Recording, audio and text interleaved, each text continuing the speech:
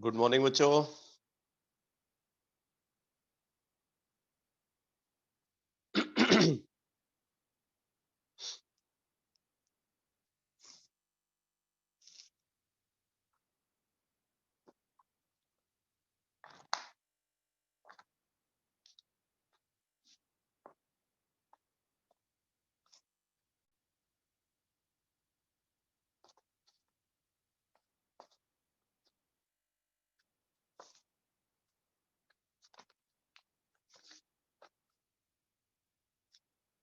Amines के method of preparation में जो एडिशनल रिएक्शंस के लिए मैंने छोटे छोटे वीडियोस जो है आपको शेयर किया था, वो आपने देख लिया है ना?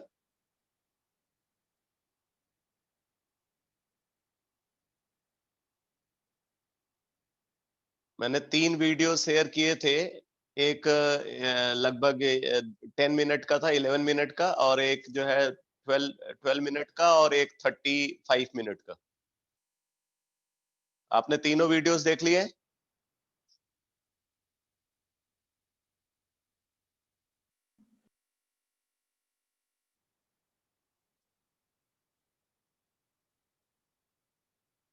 अगर नहीं देखा है तो उसको कंप्लीट कर लेना बेटा।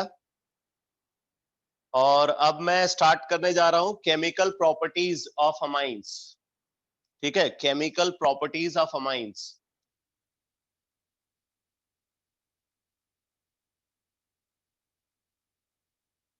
केमिकल प्रॉपर्टीज, केमिकल प्रॉपर्टीज में फर्स्ट रिएक्शन लिखो। केमिकल प्रॉपर्टीज में फर्स्ट रिएक्शन लिखो, basic character. Basic character, basic character. तो यहां पे नोट करो, लिखो amines acts as, amines acts as Lewis base, amines acts as Lewis base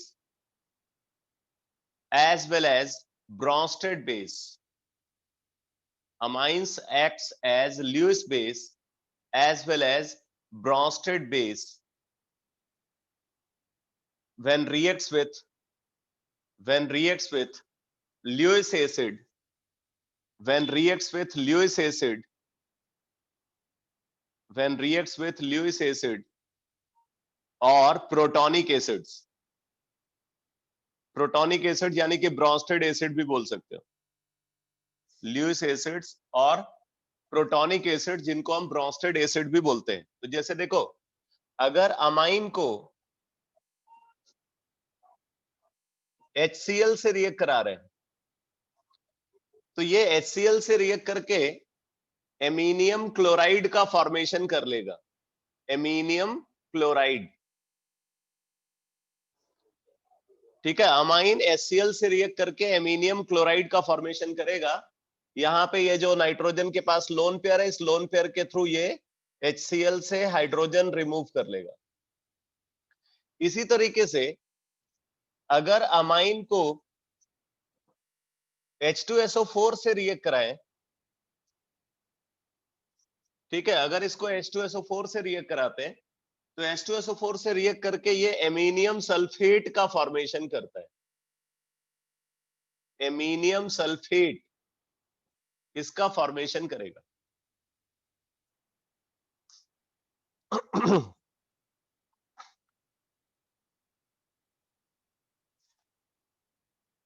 इसी तरीके से अगर हम अमाइन को कंसीडर करते हैं,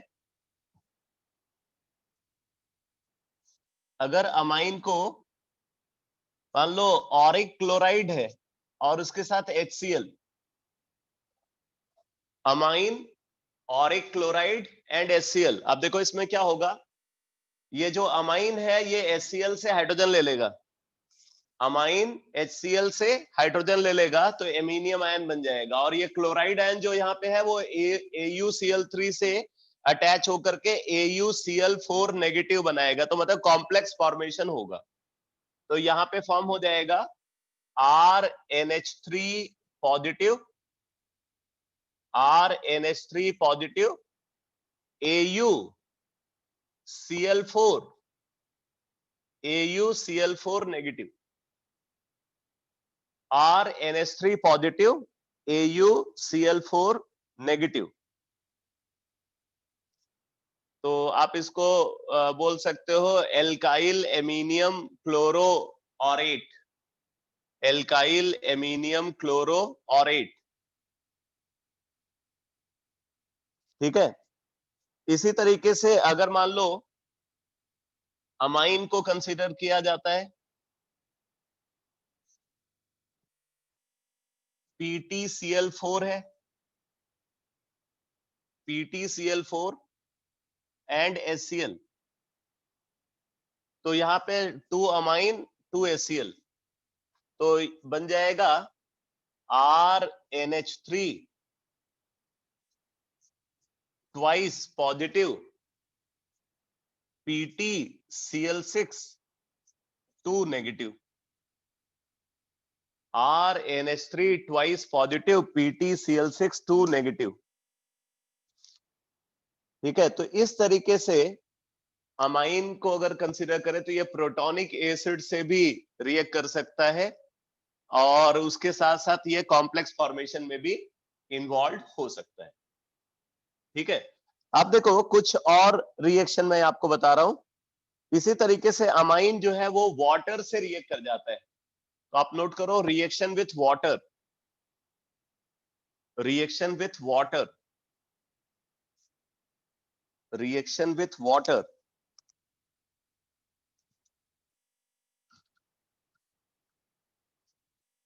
तो अमाइन जो है वो वाटर के अंदर हाइड्रोलाइज होकर के हाइड्रोक्सिल आयन का फॉर्मेशन करता है।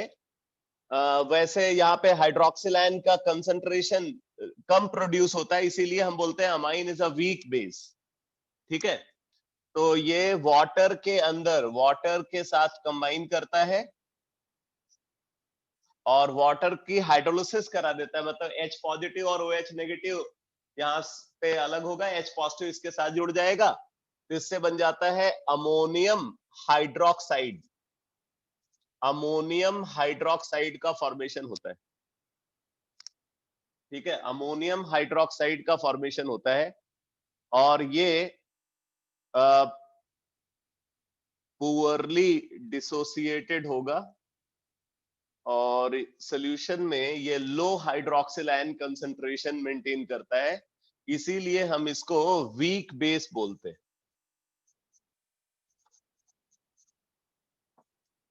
ये वीक बेस की तरह बिहेव करेगा। अब इसकी यही जो क्वालिटी है, इस क्वालिटी को हम यूज करते हैं सॉल्ट एनालिसिस में सर्टेन टाइप के सॉल्ट को डिटेक्ट करने के लिए जो हाइड्रोक्साइड के फॉर्म में प्रेसिपिटेट होते हैं। तो जैसे अगर हमारे पास फेरिक सॉल्ट है,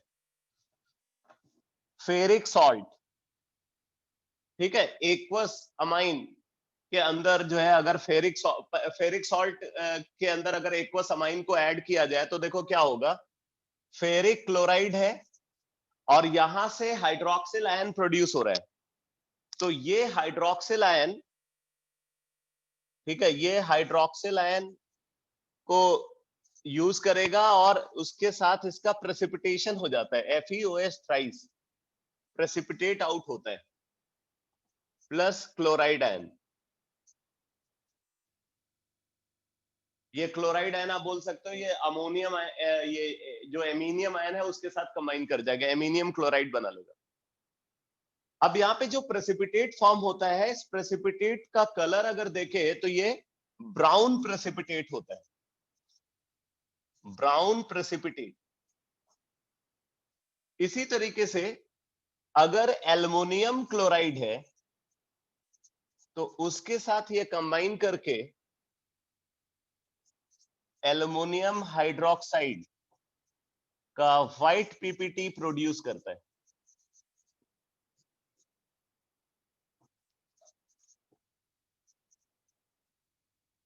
ऐसे ही अगर CrCl3 है तो उसके साथ ये कंबाइन करके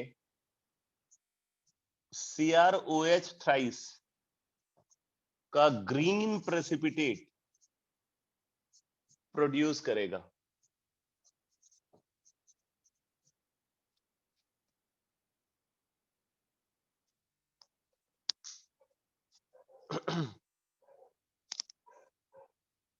तो मतलब अगर फेरिक सॉल्ट है या एल्युमिनियम क्लोराइड, मतलब एल्युमिनियम 3 पॉजिटिव का कोई सॉल्ट है या क्रोमियम 3 पॉजिटिव का कोई सॉल्ट है, और उसके अंदर अगर हम एक्वस अमाइन को ऐड करें तो एक्वस अमाइन को ऐड करने पे ये कलर्ड प्रेसिपिटेट फॉर्म होते हैं। ब्राउन प्रेसिपिटेट अगर फॉर्म हो रहा है तो मतलब फेरिक सॉल्ट है, व्हाइट प्रेसिपिटेट अगर मिला तो एल्युमिनियम आयन हो सकता है, और ग्रीन प्रेसिपिटेट अगर मिला तो क्रोमियम 3 पॉजिटिव का सॉल्ट है। ठीक है, अब आप नोट करो next reaction, reaction with alkyl halide, reaction with alkyl halide.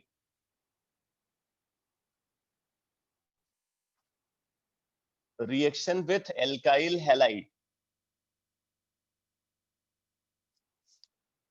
तो देखो बेटा, अगर हम अमाइन को एल्काइल हैलाइड से रिएक्ट कराते, अमाइन को एल्काइल हैलाइड से रिएक्ट कराते, तो ये एज अ न्यूक्लियोफाइल यहां पे अटैक करेगा, एज अ न्यूक्लियोफाइल अटैक करेगा। ये आप समझ लो हॉफमैन्स अमोनोलिसिस के स्टेप्स हैं। हॉफमैन्स अमोनोलिसिस में आपने देखा है कि primary amine, secondary amine, tertiary amine और क्वाटरनरी अमोनियम सॉल्ट का फॉर्मेशन होता है। तो ये सेकंड स्टेप जो हॉफमैन्स अमोनोलिसिस का है उसको हम यहाँ पे दिखा रहे हैं। तो ये इस पे अटैक करेगा, और अटैक के थ्रू यहां पे बन जाएगा RNH2 पॉजिटिव। ठीक है, RNH2 पॉजिटिव, और इसके साथ एल्काइल ग्रुप जुड़ गया, और हैलाइड आयन यहां से अलग हो गया। ठीक है, हैलाइड आयन यहां से अलग हो गया। फिर ये हैलाइड आयन आप बोल सकते हो यहां से हाइड्रोजन रिमूव करके सेकेंडरी अमाइन का फॉर्मेशन करेगा, सेकेंडरी अमाइन का फॉर्मेशन करेगा। ये हाइड्रोजन हैलाइड जो आप देख रहे हो, ये हाइड्रोजन हैलाइड फर्दर जो है वो अमाइन से रिएक्ट करके एमिनियम सॉल्ट फॉर्मेशन में इन्वॉल्व होगा। इसी तरीके से फिर secondary amine further alkyl halide पर अटैक करके टर्सरी अमाइन का फॉर्मेशन करेगा, और ऐसे ही tertiary amine further alkyl halide पे अटैक करके क्वाटरनरी अमोनियम सॉल्ट का फॉर्मेशन करेगा। ठीक है, तो ये बेसिकली हॉफमैन्स अमोनोलिसिस है, हॉफमैन्स अमोनोलिसिस। अब आप नेक्स्ट रिएक्शन लिखो, separation of primary, secondary and tertiary amine, separation of primary, secondary and tertiary amine, separation of primary, secondary and tertiary amine।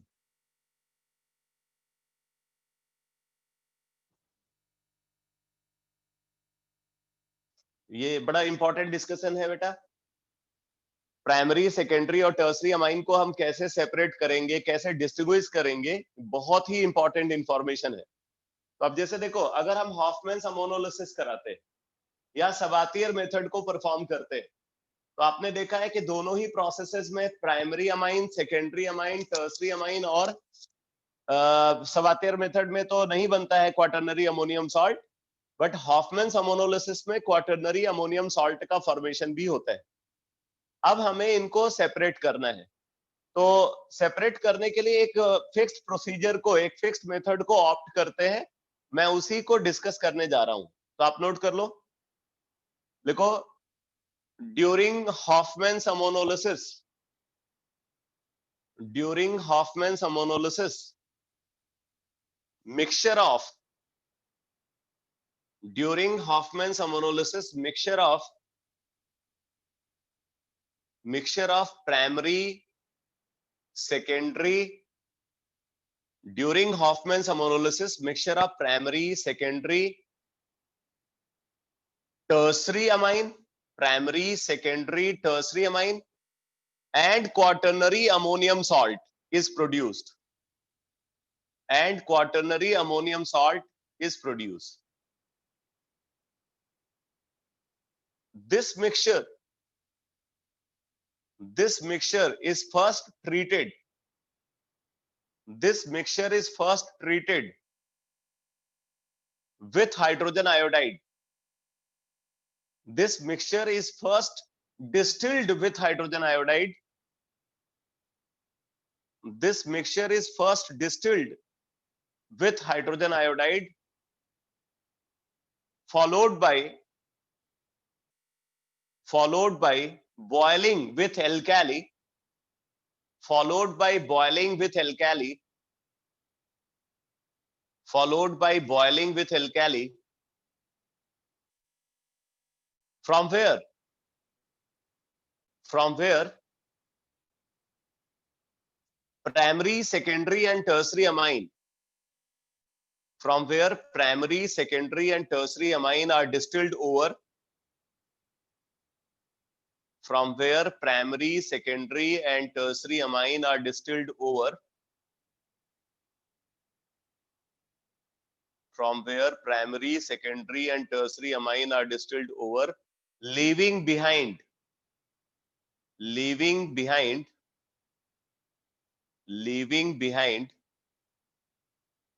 quaternary ammonium hydroxide as residue. Quaternary ammonium hydroxide as residue. तो अब देखो बेटा क्या होता है, जैसे उस mixture को अगर हम HI से ट्रीट कर रहे हैं तो जो प्राइमरी अमाइन वहां पे प्रेजेंट है वो HI से कंबाइन करके पहले बनाता है अमोनियम आयोडाइड. अमोनियम आयोडाइड का फॉर्मेशन करता है. अब जब हम इसको KOH के साथ बॉयल करते हैं तो KOH के साथ बॉयल करने पे प्राइमरी अमाइन ये डिस्टिल हो जाता है. ठीक है, पोटेशियम आयोडाइड प्लस H2O ये प्रोड्यूस होगा. इसी तरीके से अगर यहाँ पे सेकेंडरी अमाइन है, सेकेंडरी अमाइन HI से रिएक्ट करके पहले अमोनियम आयोडाइड का फॉर्मेशन करेगा. अब इसको अगर हम KOH के साथ बॉयल करेंगे, अगर हम इसको पोटेशियम हाइड्रोक्साइड के साथ बॉयल करेंगे तो यहां पे सेकेंडरी अमाइन डिस्टिल्ड होगा साथ में पोटेशियम आयोडाइड एंड वाटर. इसी तरीके से अगर टर्सरी अमाइन है, HI के साथ ट्रीट किया तो ये भी एक अमोनियम सॉल्ट फॉर्म करेगा और इस अमोनियम सॉल्ट को जब पोटेशियम हाइड्रोक्साइड के साथ बॉयल करेंगे तो टर्सरी अमाइन डिस्टिलेट के फॉर्म में मिलता है प्लस Ki प्लस H2. अब अगर हम क्वाटर्नरी अमोनियम सॉल्ट को कंसीडर करते हैं R4N पॉजिटिव X नेगेटिव, इसको HI से ट्रीट किया तो सिंपली यहां पे हैलोजन एक्सचेंज हो जाता है. हैलोजन एक्सचेंज यहां पे देखने को मिलता है. ठीक है, और फिर उसके बाद अगर हम इसको पोटेशियम हाइड्रोक्साइड के साथ डिस्टिल करते हैं तो यहां पे क्वाटर्नरी अमोनियम हाइड्रोक्साइड बन जाता है प्लस Ki. ठीक है, तो ये रेजिड्यू के फॉर्म में मिलता है. तो पहला काम हमने क्या किया, हमने इस क्वाटर्नरी अमोनियम सॉल्ट से प्राइमरी, सेकेंडरी और टर्सरी अमाइन को अलग कर दिया. ठीक है, तो इस तरीके से एक स्टेप को हमने परफॉर्म किया. अब इसके बाद क्या है, अब हमें यहाँ पे प्राइमरी, सेकेंडरी और टर्सरी अमाइन का मिक्सचर मिला है. अब इस मिक्सचर को हमें सेपरेट करना है, तो आप नोट कर लो, लिखो the mixture of primary, secondary and tertiary amine. The mixture of primary, secondary and tertiary amine which is obtained as distillate, the mixture of primary, secondary and tertiary amine which is obtained as distillate, which is obtained can be distillate, which is obtained as distillate can be separated by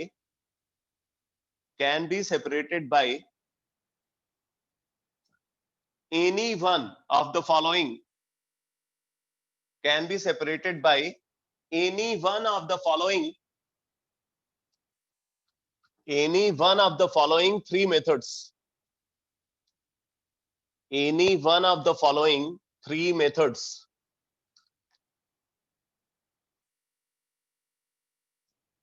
any one of the following three methods. अब कौन कौन से तीन method है? Number one लिखो, fractional distillation method, fractional distillation method,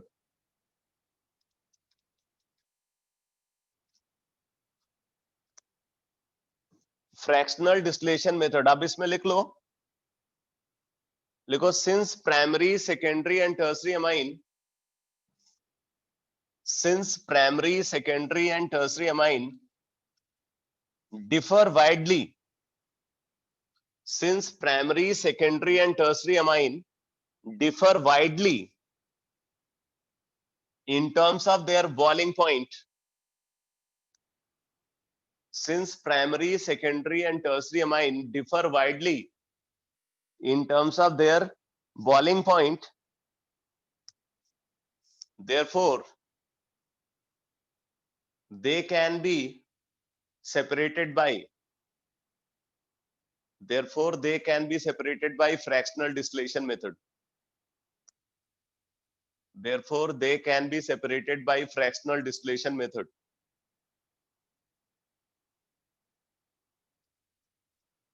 आगे लिखो, however complete separation is impossible, due to the formation of azeotropic mixture. However, complete separation is impossible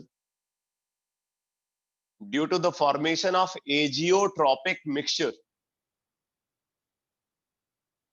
However, complete separation is impossible due to the formation of azeotropic mixture. तो क्योंकि ये अलग अलग type के azeotrope बना लेते हैं, तो उस एजियोट्रॉपिक मिक्सचर के फॉर्मेशन की वजह से हम कंप्लीटली इनको सेपरेट नहीं कर सकते फ्रैक्शनल डिस्टिलेशन मेथड के थ्रू. इसीलिए ये मेथड बहुत इफेक्टिव मेथड नहीं है अमाइंस के सेपरेशन के लिए. ठीक है, तो हम इसकी जगह पे केमिकल सेपरेशन मेथड को ज्यादा जो है मतलब इंपॉर्टेंस देते हैं. तो केमिकल सेपरेशन मेथड की अगर बात करें तो यहाँ पे दो मेथड कंसिडर किए जाते हैं. तो अब आप लिखो सेकंड मेथड लिखो, Hoffmann's method of separation, Hoffmann's method of separation, Hoffmann's method of separation, Hoffmann's method of separation.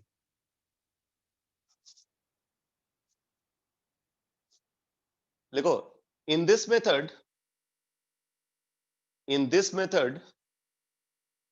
amine mixture, in this method amine mixture is treated with, in this method amine mixture is treated with, in this method amine mixture is treated with ethyl oxalate, ethyl oxalate. In this method amine mixture is treated with ethyl oxalate, also called Hofmann's reagent, also called Hofmann's reagent, from where they reacts differently, from where they reacts differently, from where they reacts differently. अब जरा देखो कैसे reaction होती है. सबसे पहले reaction with primary amine, तो हॉफमैन्स reagent का स्ट्रक्चर अगर कंसीडर करें तो इसका स्ट्रक्चर ऐसा है, ये इथाइल ऑक्सिलेट है। अब हम इसको रिएक्ट करा रहे हैं प्राइमरी अमाइन के साथ, प्राइमरी अमाइन के साथ हम इसको ट्रीट कर रहे हैं। तो जब हम इसको प्राइमरी अमाइन के साथ रिएक्ट कराते हैं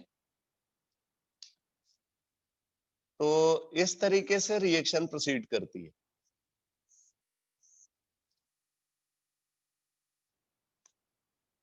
तो यहां पे बन जाता है CONHR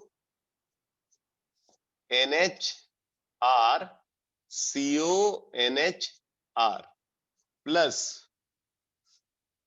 इथेनॉल, 2 मॉलिक्यूल। ठीक है, तो ये एक ऑक्सामाइड बनता है, इसको बोलेंगे NN डाई एल्काइल ऑक्सामाइड, जो कि एक क्रिस्टलाइन सॉलिड है। NN dialkyl oxamide, NN dialkyl oxamide जो एक क्रिस्टलाइन सॉलिड है। अब इसका सॉलिड फॉर्म में मिलना ये इंडिकेट करता है कि प्राइमरी अमाइन वहां पे रिएक्ट कर रहा है। अब आप लिखो reaction with secondary amine, reaction with secondary amine.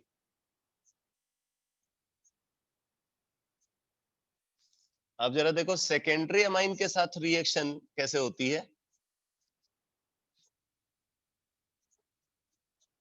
Steric hindrance की वजह से जब सेकेंडरी अमाइन यहां पे रिएक्शन में पार्टिसिपेट करता है तो एक ही मॉलिक्यूल का अटैक हो पाता है। ठीक है, एक ही मॉलिक्यूल इसके ऊपर अटैक कर पाता है, दूसरा मॉलिक्यूल हिंड्रेंस की वजह से अटैक नहीं कर पाता।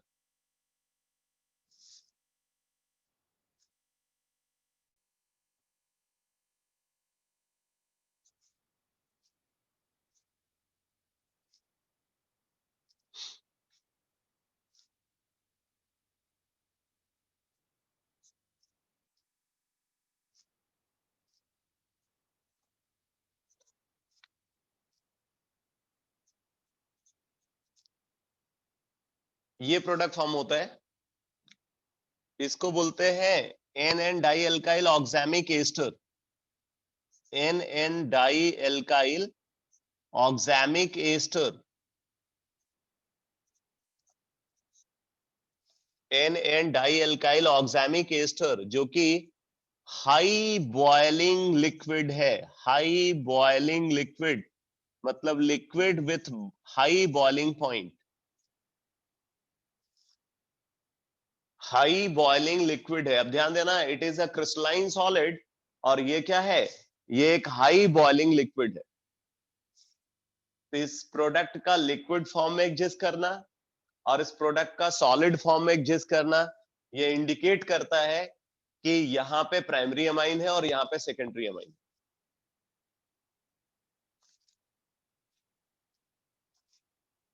ठीक है, इसी तरीके से अगर हम टर्सरी अमाइन को कंसीडर करें तो टर्सरी अमाइन में नाइट्रोजन के पास कोई हाइड्रोजन नहीं होता, इस वजह से टर्सरी अमाइन हॉफमैन्स रिएजेंट से रिएक्ट नहीं करता।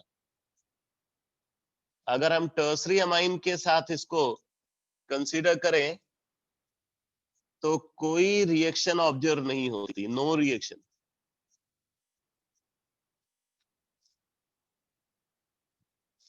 Tertiary amine do not react at all with Hoffmann's reagent. तो इस तरीके से आप देख रहे हो कि तीनों का बिहेवियर अलग अलग है। हॉफमैन्स रिएजेंट के साथ प्राइमरी अमाइन रिएक्ट करके एक क्रिस्टलाइन सॉलिड का फॉर्मेशन कर रहा है, सेकेंडरी अमाइन रिएक्ट करके एक हाई बॉइलिंग लिक्विड का फॉर्मेशन कर रहा है, जबकि टर्सरी अमाइन रिएक्ट ही नहीं कर रहा है। तो हम यहां से तीनों को डिस्टिंग्विश कर सकते हैं। बाकी इसके बाद का प्रोसीजर क्या होगा, देखो जब आप आगे देखोगे तो जो जो जो डिस्टिलेट मिलेगा, डिस्टिलेट के अंदर एक तो ये क्रिस्टलाइन सॉलिड होगा और ये ईस्टर और टर्सरी अमाइन ये लिक्विड फॉर्म में प्रेजेंट होंगे। एक ये क्रिस्टलाइन सॉलिड होगा, उसके बाद ये हाई बॉइलिंग लिक्विड होगा और टर्सरी अमाइन लिक्विड फॉर्म में प्रेजेंट होगा। तो आप क्या करोगे, सबसे पहले उसको फिल्टर कर लोगे, फिल्ट्रेशन कर लोगे। तो फिल्ट्रेशन के थ्रू क्रिस्टलाइन सॉलिड अलग हो जाएगा और जो मदर लिक्विड प्रेजेंट होगा उसके अंदर ये प्रेजेंट होगा और ये टर्सरी अमाइन प्रेजेंट होगा। ठीक है, ये जो ये व्हाइट क्रिस्टलाइन सॉलिड है, ये क्रिस्टलाइन सॉलिड अलग हो गया और उसके बाद जो है जो मदर लिक्विड यानी कि रेसिड्यू जो बचा उसके अंदर क्या क्या प्रेजेंट होगा, एक तो ये एस्टर प्रेजेंट होगा और दूसरा ये टर्सरी अमाइन प्रेजेंट होगा। अब हम क्या करते हैं, ये जो लिक्विड मिक्सचर है इस लिक्विड मिक्सचर को सिंपल डिस्टिलेशन कराते हैं, क्योंकि इसका बॉइलिंग पॉइंट और इसके बॉइलिंग पॉइंट में बहुत ज्यादा डिफरेंस है, इसका बॉइलिंग पॉइंट काफी ज्यादा होता है। तो इससे सिंपल डिस्टिलेशन के थ्रू ये डिस्टिल हो जाएगा, टर्सरी अमाइन अलग हो जाएगा और ये बच जाएगा रेसिड्यू के फॉर्म में। तो आपने प्योर टर्सरी अमाइन को अलग कर लिया। और अगर हम प्राइमरी अमाइन की बात करें तो प्राइमरी अमाइन एक क्रिस्टलाइन सॉलिड के अंदर प्रेजेंट है। अब हम क्या करते हैं, इस क्रिस्टलाइन सॉलिड को बॉयल करते हैं विथ पोटेशियम हाइड्रोक्साइड, मतलब एक तरीके से इसको डिस्टिल करेंगे विथ पोटेशियम हाइड्रोक्साइड। तो जब हम इसको पोटेशियम हाइड्रोक्साइड के साथ डिस्टिल करते हैं, जरा देखो क्या होगा। पोटेशियम हाइड्रोक्साइड के साथ डिस्टिल करने पे इधर उसका H आता है पोटेशियम हाइड्रोक्साइड का और इधर OK आता है। उसी तरीके से ये बॉन्ड यहां से भी ब्रेक होगा, इधर H आएगा और इधर OK आएगा। तो आप देखो पोटेशियम ऑक्सलेट बन जाएगा और प्राइमरी अमाइन डिस्टिल हो जाता है। पोटेशियम ऑक्सलेट बन जाएगा और प्राइमरी अमाइन डिस्टिल हो जाएगा। ठीक है, तो यहां से प्राइमरी अमाइन को हमने सेपरेट कर लिया और उसी तरीके से ये जो रेसिड्यू के फॉर्म में लिक्विड मिला है उस लिक्विड को भी हम पोटेशियम हाइड्रोक्साइड के साथ बॉयल करते हैं। तो पोटेशियम हाइड्रोक्साइड के साथ बॉयल करने पे सेकेंडरी अमाइन का फॉर्मेशन होता है। क्योंकि हम यहाँ पे बार बार डिस्टिलेशन करा रहे हैं इसलिए ये अच्छा मेथड नहीं है, क्योंकि डिस्टिलेशन के थ्रू 100% सेपरेशन पॉसिबल नहीं होता। ठीक है, तो ये chemical separation method amine mixture के सेपरेशन का सबसे अच्छा मेथड हम इसको नहीं बोल सकते। तो आप मुझे बताओ बेटा, ये सारी बात जो मैं आपको समझा रहा हूं ये आपको क्लियर हो रही है? हॉफमैन्स मेथड ऑफ सेपरेशन में जो भी इंफॉर्मेशन मैंने बताया ये समझ में आया आपको?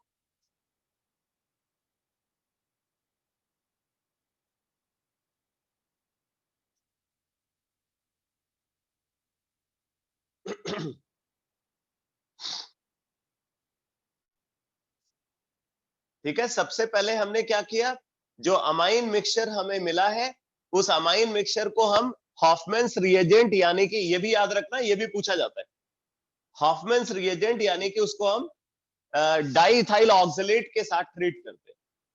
तो डाईइथाइल ऑक्सलेट के साथ अगर ट्रीट करते हैं तो प्राइमरी, सेकेंडरी और टर्सरी अमाइन का बिहेवियर अलग अलग होता है। प्राइमरी अमाइन हॉफमैन्स रिएजेंट से रिएक्ट करके एक क्रिस्टलाइन सॉलिड का फॉर्मेशन करता है। सेकेंडरी अमाइन हॉफमैन्स रिएजेंट से रिएक्ट करके एक हाई बॉइलिंग लिक्विड का फॉर्मेशन करता है और टर्सरी अमाइन हॉफमैन्स रिएजेंट के साथ रिएक्ट नहीं करता। ठीक है, फिर हम क्या करेंगे, फिल्ट्रेशन के थ्रू जो क्रिस्टलाइन सॉलिड है उसको अलग कर लिया, जो मदर लिक्विड है उसके अंदर हाई बॉइलिंग लिक्विड होगा और टर्सरी अमाइन होगा। मदर लिक्विड को डिस्टिल करते हैं, वहां से टर्सरी अमाइन आपको डिस्टिलेट के फॉर्म में मिल जाएगा, बच जाएगा रेसिड्यू के फॉर्म में ये हाई बॉइलिंग लिक्विड। इस हाई बॉइलिंग लिक्विड को आगे पोटेशियम हाइड्रोक्साइड के साथ डिस्टिल करने पे सेकेंडरी अमाइन डिस्टिलेट के फॉर्म में मिलता है। ठीक है, और इधर जो क्रिस्टलाइन सॉलिड था उसको भी पोटेशियम हाइड्रोक्साइड के साथ डिस्टिल करते हैं तो हमें प्राइमरी अमाइन का फॉर्मेशन देखने को मिलता है। तो ये है हॉफमैन्स मेथड ऑफ सेपरेशन। अब आप लिखो Hinsberg's method of separation. Hinsberg's method of separation, HINSBURGS BERG, Hinsberg's method of separation.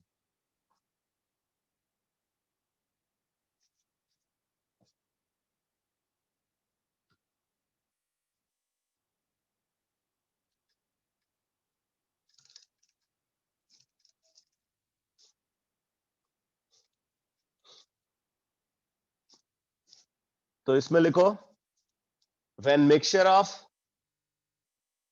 Primary, secondary and tertiary amine, when mixture of primary, secondary and tertiary amine is treated with, when mixture of primary, secondary and tertiary amine is treated with benzene sulfonyl chloride, benzene sulfonyl chloride, benzene sulfonyl chloride, also called Hinchberg's reagent, also called Hinchberg's reagent, then they react differently, then they react differently, then they react differently। अब जरा देखो बेटा क्या होता है यहां पे, अगर हम बेंजीन सल्फोनिल क्लोराइड को, बेंजीन सल्फोनिल क्लोराइड हिंजबर्ग्स रिएजेंट, इसको हमने प्राइमरी अमाइन से रिएक्ट कराया, तो प्राइमरी अमाइन के साथ रिएक्ट करने पे, ठीक है, ये यहाँ पे HCl रिमूव करेगा और फॉर्म करता है एन एल्काइल बेंजीन सल्फोनामाइड।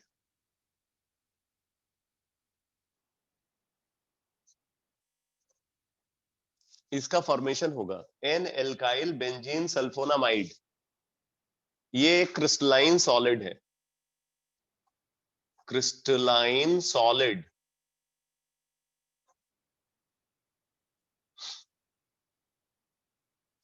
ठीक है। एन एल्काइल बेंजीन सल्फोनामाइड का फॉर्मेशन होगा जो कि एक क्रिस्टलाइन सॉलिड है। अब हम क्या करते हैं, इसको एल्काली के साथ ट्रीट करते हैं, एक्वस एल्काली के साथ ट्रीट करते हैं, तो ये एक्वस एल्काली के साथ रिएक्ट कर जाता है, इसलिए ये उसमें डिसॉल्व हो जाता है।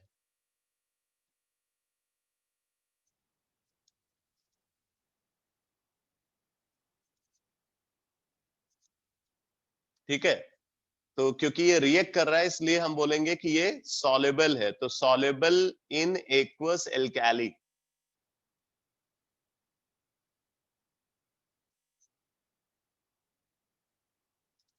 सॉल्युबल इन वाटर इसके लिए बोलेंगे, इसकी हम बात करें सॉल्युबल इन एक्वस एल्काली। तो अब आप देखो, अगर प्राइमरी अमाइन वहां पे प्रेजेंट है तो प्राइमरी अमाइन हिंजबर्ग्स रिएजेंट से रिएक्ट करके क्रिस्टलाइन सॉलिड का फॉर्मेशन करेगा which is soluble in aqueous alkali. तो इस क्रिस्टलाइन सॉलिड का एक्वस एल्काली में सॉल्युबल होना यह इंडिकेट करता है प्राइमरी अमाइन की प्रेजेंस को। अगर हिंजबर्ग्स रिएजेंट से रिएक्ट करके एक अमाइन जो क्रिस्टलाइन सॉलिड फॉर्म कर रहा है, वो क्रिस्टलाइन सॉलिड एक्वस एल्काली में सॉल्युबल है, इसका मतलब वो कंफर्म है वो एक प्राइमरी अमाइन। तो ये प्राइमरी अमाइन का कंफर्मेटरी टेस्ट भी है और उसका डिस्टिंक्शन मेथड भी है। इसी तरीके से reaction with secondary amine, reaction with secondary amine, तो अगर हिंजबर्ग्स रिएजेंट को सेकेंडरी अमाइन से रिएक्ट कराते हैं,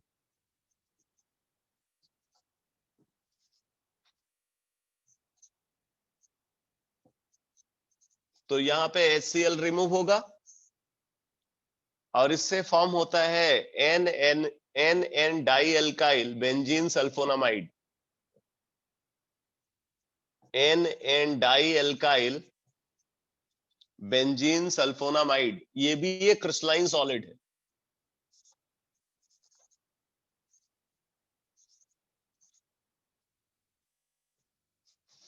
N N die alkyl benzene sulfonamide ये भी एक क्रिस्टलाइन सॉलिड है।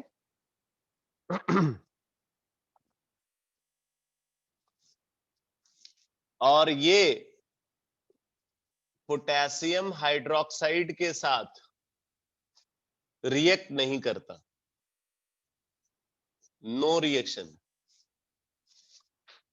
ठीक है, ये एक्वस केएच के साथ रिएक्ट नहीं करता। क्यों नहीं रिएक्ट करता? क्योंकि इस नाइट्रोजन के पास कोई हाइड्रोजन नहीं है।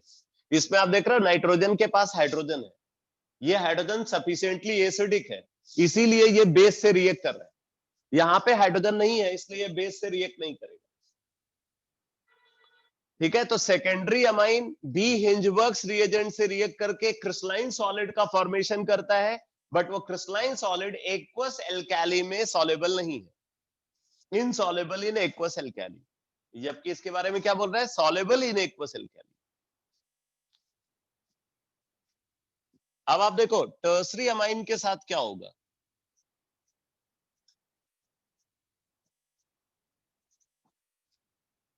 अगर हम इसको टर्सरी अमाइन के साथ रिएक्ट कराते हैं,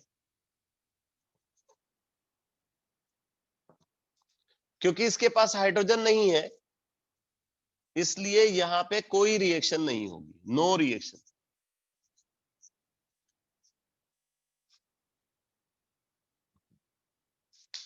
नो रिएक्शन। अब देखो बेटा,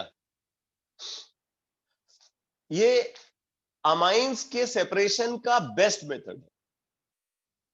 अब क्यों है बेस्ट मेथड, आपको वजह बताता हूं। देखो, जब हमने अमाइन मिक्सचर को हिंजबर्ग्स रिएजेंट से रिएक्ट कराया, तो हिंजबर्ग्स रिएजेंट से रिएक्ट कराने पे दो क्रिस्टलाइन सॉलिड बने, दो क्रिस्टलाइन सॉलिड बने और एक लिक्विड। क्या किया हमने? फिल्ट्रेशन कराया, लिक्विड अलग सॉलिड अलग।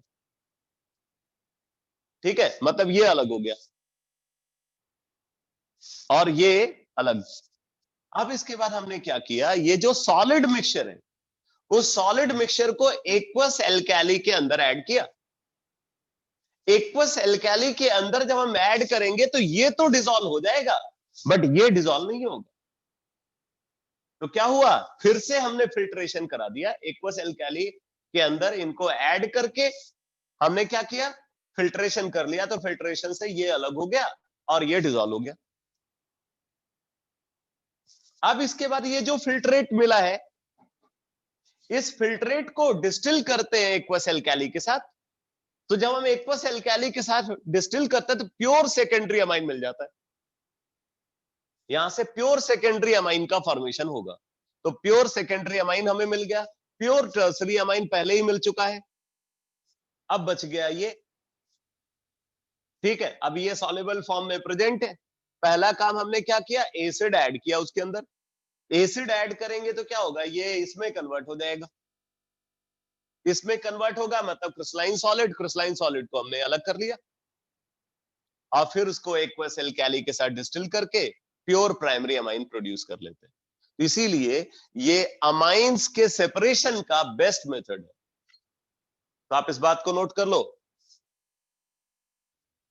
हिंजबर्ग्स मेथड के बारे में लिखो, this is the best method for separation of, this is the best method for separation of primary secondary and tertiary amine. This is the best method for separation of primary, secondary and tertiary amine because complete separation is possible, because complete separation is possible by this method, because complete separation is possible by this method, complete separation is possible by this method। ठीक है, तो पहला ये पहले तो मुझे ये बताओ कि ये पूरा मेथड क्लियर हो गया आपको, या एक बार फिर से रिपीट कर दूं?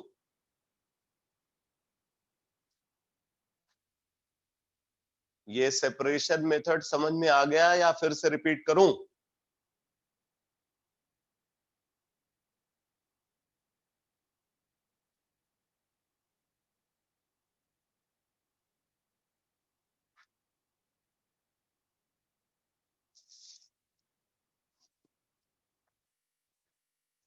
तो आप ये समझ लेना, ये प्राइमरी, सेकेंडरी और टर्सरी अमाइन का एनालिटिकल टेस्ट भी है और डिस्टिंक्शन मेथड भी है। अब आगे बढ़ते हैं। इसके बाद फिर अगली रिएक्शन लिखो, लिखो acetylation, acetylation, acetylation reaction, acetylation reaction. इसमें लिखो primary and secondary amine, primary and secondary amine reacts with अच्छा एक बात और इंपॉर्टेंट है बेटा, ये भी आपको नोट करना चाहिए, हिंजबर्ग्स मेथड से रिलेटेड है। बेंजीन सल्फोनिल क्लोराइड को आज की डेट में यूज नहीं करते हैं, बल्कि एक नया रिएजेंट यूज करते हैं जो है para methyl benzene sulphonyl chloride, para methyl benzene sulphonyl chloride. आज की डेट में हम बेंजीन सल्फोनिल क्लोराइड की जगह पे इसको यूज करते हैं, आप इसको टोसाइल क्लोराइड भी बोल सकते हो, टोसाइल क्लोराइड, टोसाइल क्लोराइड, या आप इसको बोल सकते हैं para toluene benzene sulfonyl, para toluene sulfonyl chloride, para toluene sulfonyl chloride. इसको इसलिए यूज किया जाता है क्योंकि इसमें हाइड्रोफोबिक कैरेक्टर इससे ज्यादा होता है, बेंजीन सल्फोनिल क्लोराइड से हाइड्रोफोबिक कैरेक्टर इसमें ज्यादा होता है, इसलिए सेपरेशन और आसान हो जाता है। ठीक है, तो सेपरेशन को और इजी बनाने के लिए हम इसको यूज करते हैं। तो ये आप दिमाग में रखना कि आज की डेट में हिंजबर्ग्स रिएजेंट बेंजीन सल्फोनिल क्लोराइड की जगह पे इसी मेथड ऑफ सेपरेशन में इसको यूज किया जाता है।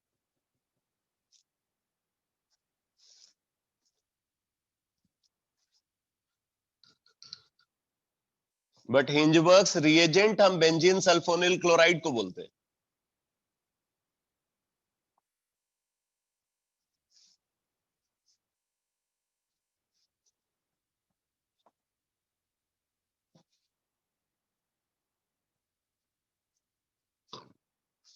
तो आप नोट करो अगली रिएक्शन के बारे में, primary and secondary amine, primary and secondary amine reacts with acid chloride, reacts with acid chloride to produce a substituted amide, to produce a substituted amide, to produce a substituted amide। तो देखो बेटा, जैसे primary amine है, इसको हमने acid chloride के साथ react कराया, तो क्या होगा, यहां से हाइड्रोजन और यहां से क्लोरीन रिमूव हो जाएगा, तो प्रोड्यूस हो जाता है RNHCOR।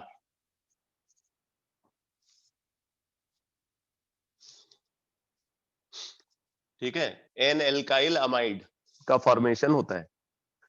इसी तरीके से अगर हम सेकेंडरी अमाइन को कंसीडर करें, सेकेंडरी अमाइन को अगर हम यहां पे रिएक्ट कराते हैं, तो ये भी रिएक्शन में पार्टिसिपेट करेगा,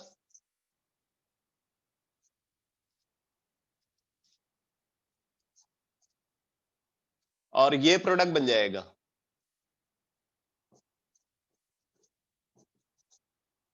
N N di alkyl amide, n N di alkyl amide. But अगर टर्सरी अमाइन को कंसीडर करें तो टर्सरी अमाइन इस रिएक्शन में पार्टिसिपेट नहीं करता, tertiary amine do not react at all in this reaction, क्योंकि उसके पास हाइड्रोजन नहीं है। ठीक है, टर्सरी अमाइन इस रिएक्शन में पार्टिसिपेट नहीं करता, प्राइमरी और सेकेंडरी अमाइन यहाँ पे पार्टिसिपेट करते हैं।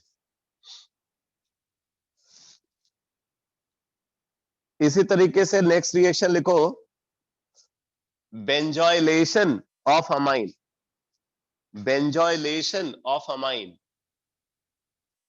बेंजोइलेशन ऑफ अमाइन रिएक्शन को स्कॉटन बाउमन रिएक्शन भी बोलते हैं, SCHOTTEN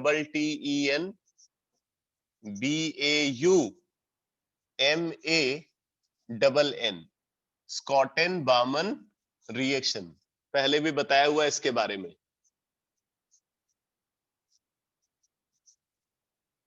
स्कॉटन बाउमन रिएक्शन। अब इसमें क्या होता है बेटा, देखो प्राइमरी अमाइन को बेंजोइल क्लोराइड से रिएक्ट करा रहे, तो ये प्रोडक्ट बन जाएगा, कोई नई बात नहीं है। प्राइमरी अमाइन को बेंजोइल क्लोराइड से रिएक्ट कराया तो इस प्रोडक्ट का फॉर्मेशन होगा n alkyl benzamide, n alkyl benzamide. इसी तरीके से सेकेंडरी अमाइन को अगर आप रिएक्ट कराओगे तो N N die alkyl benzamide का फॉर्मेशन होगा, N N die alkyl benzamide. Tertiary amine react नहीं करेगा।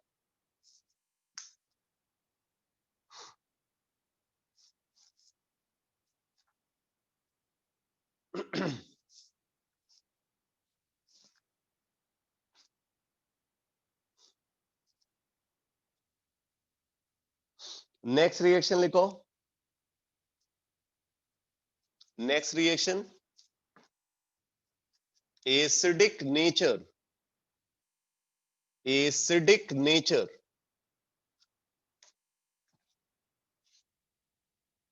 Acidic nature.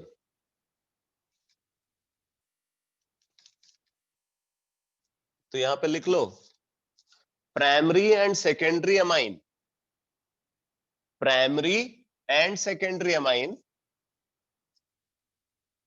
primary and secondary amine whether it is aliphatic or aromatic, primary and secondary amine whether it is aliphatic or aromatic reacts with strongly electropositive metal, reacts with strongly electropositive metal like sodium or potassium, reacts with strongly electropositive metal like sodium or potassium, reacts with strongly electropositive metal like sodium or potassium to evolve hydrogen gas, to evolve hydrogen gas, to evolve hydrogen gas। तो अब जैसे देखो अगर primary amine है और इसको हमने sodium से रिएक्ट कराया तो क्या होता है, यहां पे फॉर्म हो जाता है RNH negative Na positive plus half H2 gas.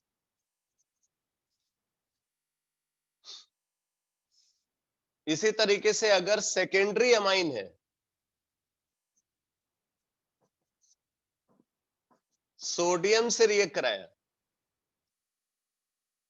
तो फॉर्म होगा R2N negative Na positive plus half H2 gas. अब टर्सरी अमाइन के पास हाइड्रोजन है नहीं तो वो रिएक्ट नहीं करेगा। अब यहाँ पे आप ये एलिफैटिक अमाइन भी कंसीडर कर सकते हो और एरोमेटिक अमाइन भी कंसीडर कर सकते हो। यहाँ फिनाइल ग्रुप होगा तो एनिलीन, एनिलीन भी इस रिएक्शन में पार्टिसिपेट करेगा और ज्यादा रिएक्टिव होगा। एलिफैटिक अमाइन से एरोमेटिक अमाइन ज्यादा रिएक्टिव होंगे इस रिएक्शन में, रेजोनेंस स्टेबलाइजेशन की वजह से। जो एनायन फॉर्म हो रहा है उसका रेजोनेंस स्टेबलाइजेशन होगा। अब आप लिखो नेक्स्ट रिएक्शन, नेक्स्ट रिएक्शन लिखो reaction with Tilden's reagent, reaction with Tilden's reagent, reaction with Tilden's reagent.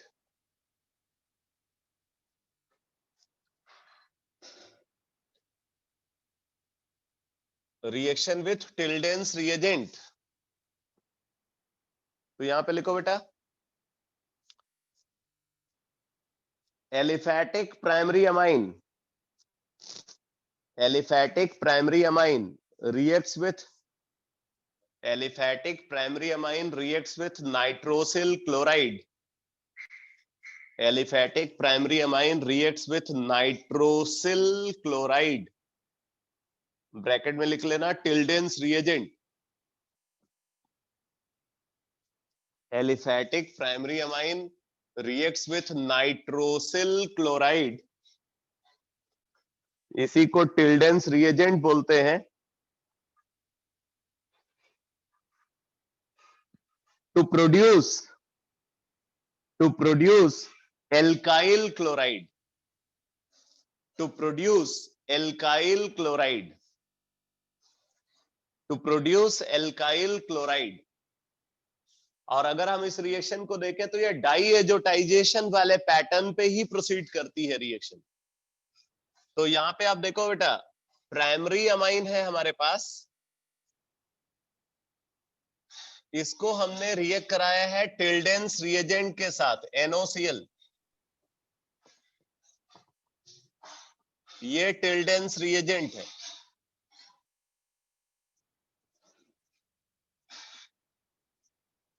तो जब हम इसको टिल्डेंस रिएजेंट से रिएक्ट कराते हैं तो क्या होगा, ये एक तरीके से आप समझो ये हाइड्रोजन, ये ऑक्सीजन और ये दोनों नाइट्रोजन अलग हो जाएंगे और ये क्लोरीन एल्काइल ग्रुप से अटैच हो जाता है, RCl बन जाता है, नाइट्रोजन गैस प्रोड्यूस होती है, H2O प्रोड्यूस होता है।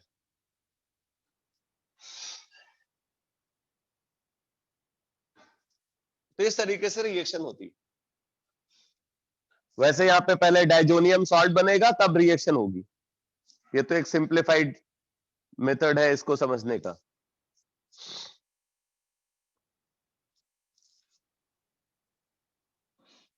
तो अगर हम एलिफैटिक प्राइमरी अमाइन को नाइट्रोसिल क्लोराइड जिसको टिल्डेंस रिएजेंट बोलते हैं उसके साथ रिएक्ट कराते हैं तो एल्काइल क्लोराइड बनता है, नाइट्रोजन गैस प्रोड्यूस होती है, बहुत आसानी से स्केप आउट होगी, एंड वाटर। तो इससे इफेक्टिवली आप एल्काइल क्लोराइड बना सकते हो। नेक्स्ट रिएक्शन लिखो, next reaction reaction with phosgene, reaction with phosgene, reaction with phosgene.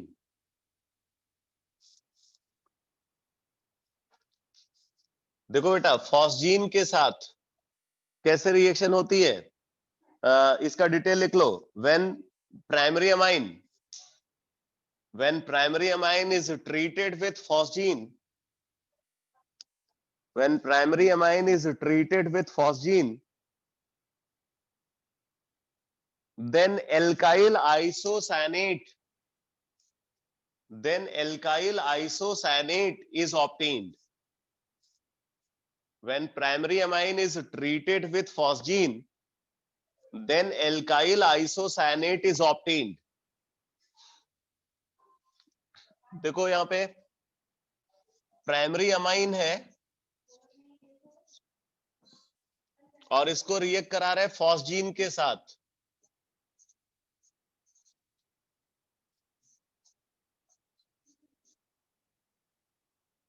क्या होगा, देखो यहां से HCl रिमूव हुआ, यहां से HCl रिमूव हुआ, ठीक है, और बन गया RN double bond C double bond O plus 2 HCl। तो इस तरीके से फॉस्जीन का फॉर्मेशन होता है।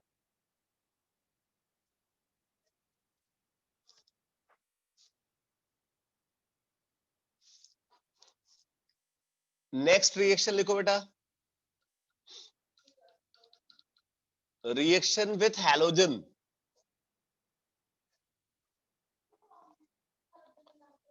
Reaction with halogen.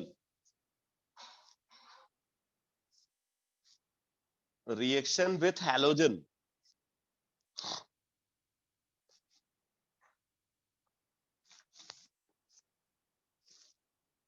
देखो primary and secondary amine, primary and secondary amine, primary and secondary amine reacts with halogen in presence of alkali, primary and secondary amine reacts with halogen in presence of alkali, primary amine reacts with, primary and secondary amine reacts with halogen in presence of alkali,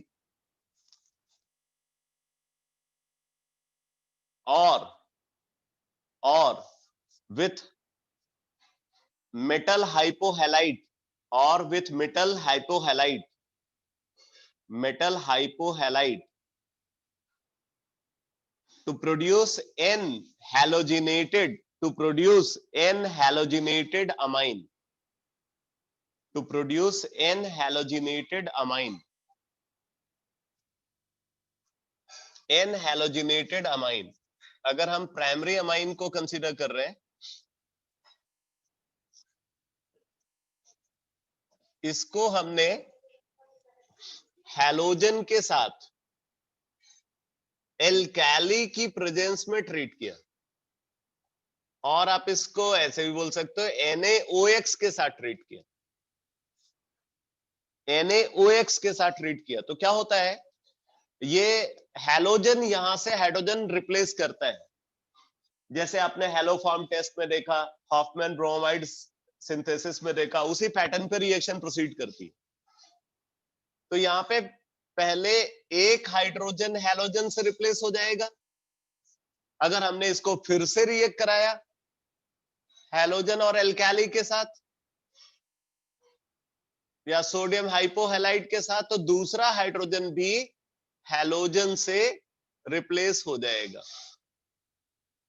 दूसरा hydrogen भी halogen से replace हो जाता है। इसी तरीके से secondary amine अगर होगा तो वहां पे एक ही हाइड्रोजन है, तो एक बार एक स्टेप में रिएक्शन कंप्लीट होगी। तो अगर सेकेंडरी अमाइन को हमने कंसीडर किया, इसको हैलोजन के साथ एल्कैली की प्रेजेंस में ट्रीट करते हैं और सोडियम हाइपोहैलाइड के साथ ट्रीट करते हैं, तो ये प्रोडक्ट बन जाता है R2NX।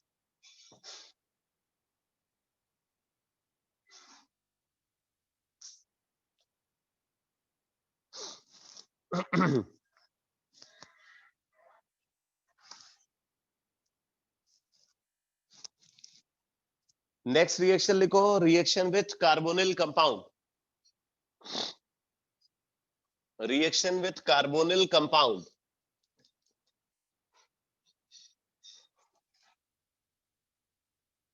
Reaction with carbonyl compound.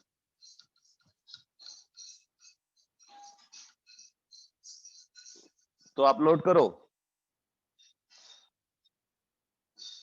Primary amine, primary amine reacts with carbonyl compound, primary amine reacts with carbonyl compound, primary amine reacts with carbonyl compound to produce, primary amine reacts with carbonyl compound to produce imine, to produce imine, to produce imine, which is also called, which is also called Schiff's base, और एक नाम और है इसका, इसको एनिल भी बोलते, और एनिल, Schiff's बेस और एनिल भी बोलते, ANIL, इंपॉर्टेंट नेम है। तो देखो बेटा, अगर प्राइमरी अमाइन को कार्बोनिल कंपाउंड से रिएक्ट कराया, कार्बोनिल कंपाउंड से रिएक्ट कराया प्राइमरी अमाइन को,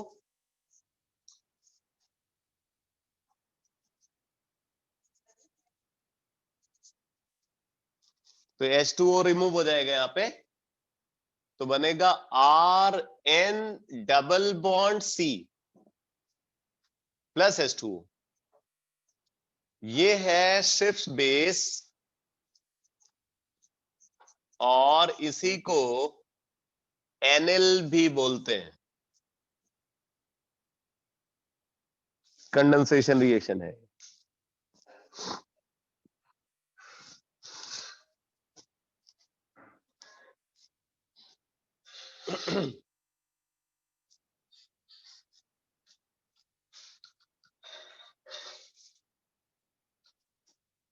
नेक्स्ट रिएक्शन लिखो,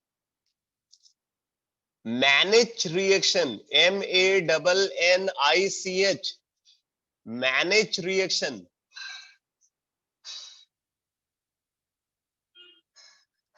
मैनिच reaction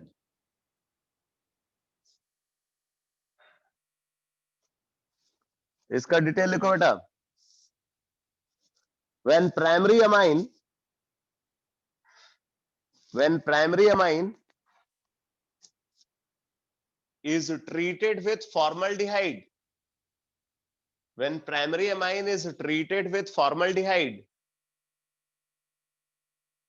in presence of along with acetophenone, when primary amine is treated with formaldehyde along with acetophenone,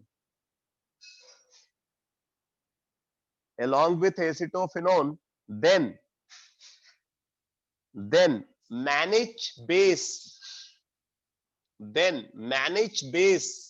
is obtained. Mannich base is obtained, जैसे shift base है उसी तरीके से Mannich base का formation होता है, लेकिन थोड़ा सा अलग पैटर्न पर रिएक्शन प्रोसीड करती है। देखो प्राइमरी अमाइन है और एसिटोफिनोन को कंसीडर कर रहे हैं।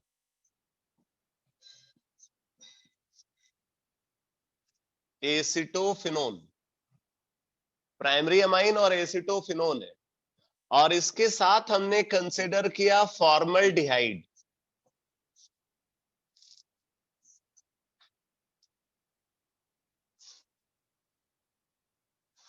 तो अब देखो क्या होता है,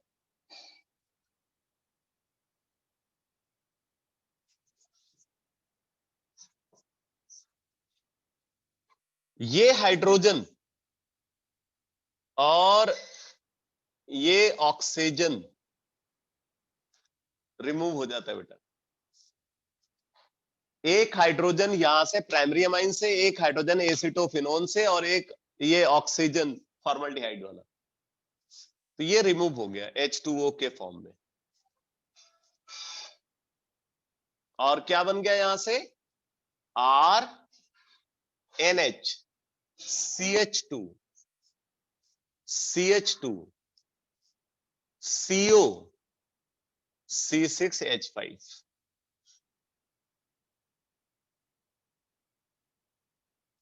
इसको बोलते हैं मैनिच बेस।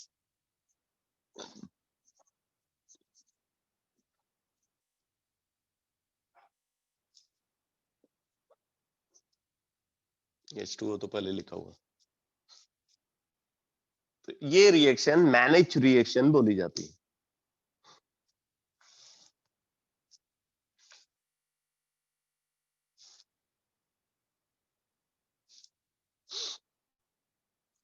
ठीक है, अब कुछ और रिएक्शन को फटाफट नोट करो। नेक्स्ट रिएक्शन लिखो, carbylamine test.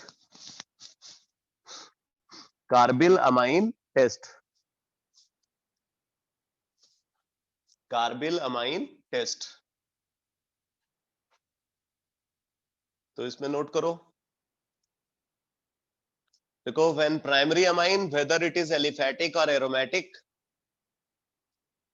When primary amine when primary amine, whether it is aliphatic or aromatic, when primary amine, whether it is aliphatic or aromatic, is treated with chloroform, is treated with chloroform in presence of alcoholic potassium hydroxide, in presence of alcoholic potassium hydroxide, in presence of alcoholic potassium hydroxide, then there occurs the formation of a bad smelling compound. Then there occurs the formation of a bad smelling compound. Then there occurs the formation of a bad smelling compound. Then there occurs the formation of a bad smelling compound, isocyanide. Isocyanide. Then there occurs the formation of a bad smelling compound, isocyanide, also called carbyl amine. Also called carbyl amine. Also called carbyl amine takes place. Also called carbyl amine takes place. आगे लिखो, this is the confirmatory test. This is the confirmatory test of primary amine. बाकी reaction का detail मैं आपको पहले बता चुका हूं. तो यहां पे प्राइमरी अमाइन को क्लोरोफॉर्म के साथ एल्कोहलिक पोटेशियम हाइड्रोक्साइड की प्रेजेंस में हीट करते हैं, तो बैड स्मेलिंग कंपाउंड आइसोसाइनाइड का फॉर्मेशन होता है. ठीक है, बैड स्मेलिंग कंपाउंड आइसोसाइनाइड का फॉर्मेशन होता है.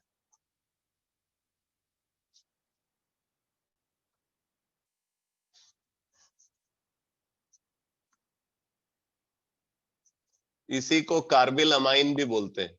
इसका कॉमन ओल्ड आईयूपीएसी नेम आप बोल सकते हैं.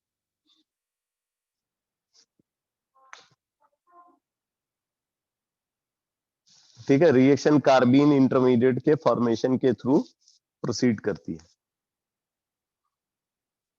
तो ये क्लोरोफॉर्म का भी टेस्ट आप बोल सकते हो और प्राइमरी अमाइन का भी टेस्ट बोल सकते हो. इसी तरीके से एक और एनालिटिकल टेस्ट नोट करो आप, Hoffmann's mustard oil test. Hoffmann's mustard oil test. ये हॉफमैन ना पूरी ऑर्गेनिक केमिस्ट्री में पता नहीं कितने काम किए. हॉफमैन्स डिग्रेडेशन एल्कीन से स्टार्ट हुआ था, उसके बाद हॉफमैन्स अमोनोलिसिस आई, फिर आपने देखा हॉफमैन्स मेथड ऑफ सेपरेशन, बीच में हॉफमैन ब्रोमाइड टेस्ट आया, अब आप हॉफमैन मस्टर्ड ऑयल टेस्ट. तो बहुत सारे काम किए इन्होंने ऑर्गेनिक केमिस्ट्री में. तो हॉफमैन्स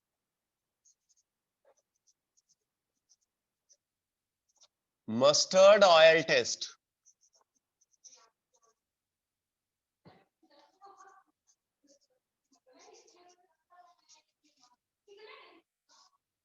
इसका डिटेल लिखो बेटा, लिखो when amine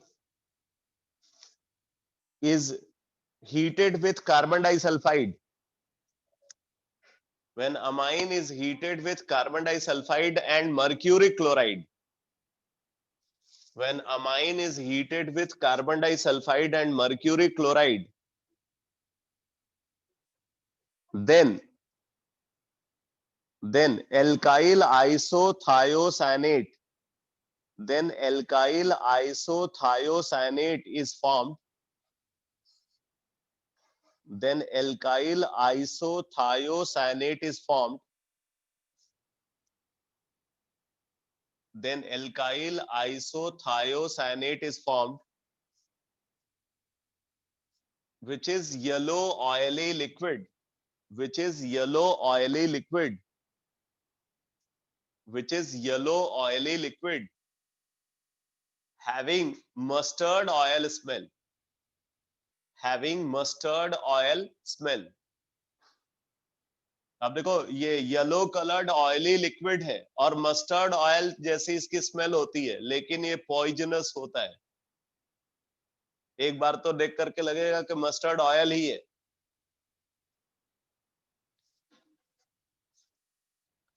तो अब जरा देखो कैसे रिएक्शन यहाँ पे प्रोसीड कर रही है। प्राइमरी अमाइन को कंसीडर किया, प्राइमरी अमाइन को रिएक्ट कराया कार्बन डाइसल्फाइड के साथ,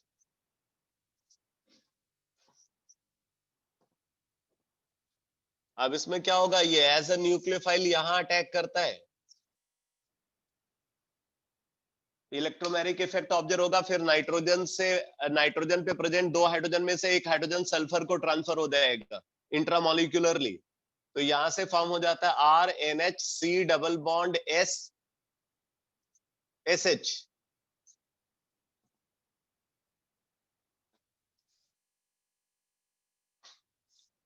इसको बोलेंगे N alkyl dithiocarbamic acid.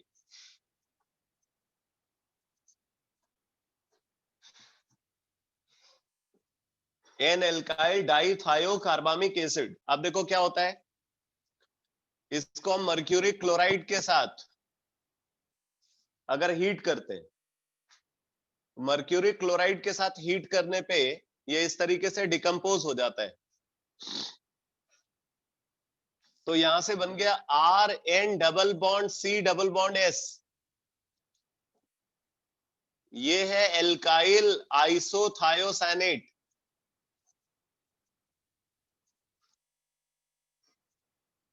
Alkyl आइसोथायोसानेट, और इसकी स्मेल होती है मस्टर्ड ऑयल जैसी, मस्टर्ड ऑयल स्मेल होती है इसकी। और क्या है, yellow oily liquid, yellow oily liquid.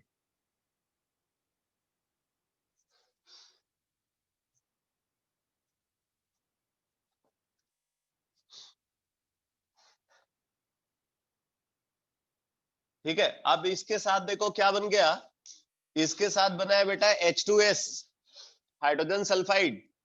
ये हाइड्रोजन सल्फाइड मर्क्यूरी क्लोराइड से रिएक्ट करके HgS बना लेता है, HgS and HCl, HgS and HCl साथ में प्रोड्यूस होगा। ये HgS जो है ये ब्लैक PPT, ब्लैक प्रेसिपिटेट के फॉर्म में मिलेगा।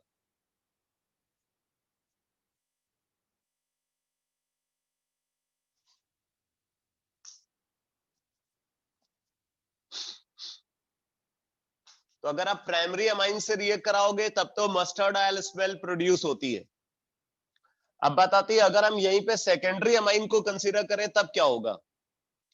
तो अगर हमने यहाँ पे सेकेंडरी अमाइन को यूज किया तो सेकेंडरी अमाइन के केस में ये प्रोडक्ट बनेगा पहले NN dialkyl dithiocarbamic acid, NN dialkyl dithiocarbamic acid का फॉर्मेशन होता है। अब आप इसको HgCl2 के साथ हीट करोगे, डिकम्पोज नहीं होगा क्योंकि यहां पे हाइड्रोजन नहीं है। ठीक है, तो कोई रिएक्शन नहीं होती इसके बाद।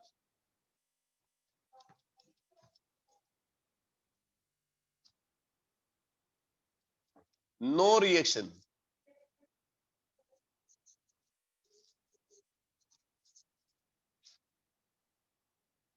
इसलिए सेकेंडरी अमाइन इस टेस्ट में पार्टिसिपेट नहीं करेगा। Secondary amine do not give this test. और टर्सरी अमाइन के पास तो हाइड्रोजन ही नहीं है, तो पहले स्टेप में इसका भी फॉर्मेशन नहीं करेगा टर्सरी अमाइन। तो सेकेंडरी अमाइन अगर है तो वो मस्टर्ड ऑयल स्मेल वाला कंपाउंड को प्रोड्यूस नहीं करेगा, प्राइमरी अमाइन है प्रोड्यूस करेगा, टर्सरी अमाइन इनफैक्ट इस कंपाउंड का भी फॉर्मेशन नहीं करता। तो only primary amine gives this test. तो ये भी प्राइमरी अमाइन का एक कंफर्मेटरी टेस्ट है।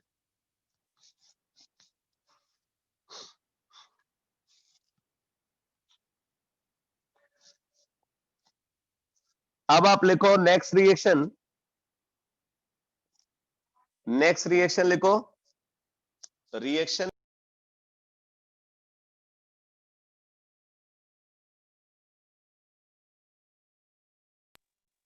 reaction with nitrous acid, reaction with nitrous acid,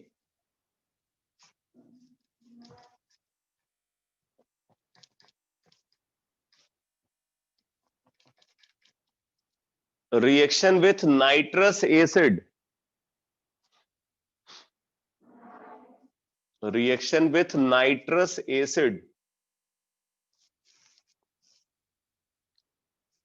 ठीक है। तो नाइट्रस एसिड को आप ये NaNO2 और कंसंट्रेटेड HCl के साथ रिएक्ट करा करके भी प्रोड्यूस कर सकते हो। तो आप नोट करो, लिखो aliphatic primary amine, aliphatic primary amine reacts with nitrous acid,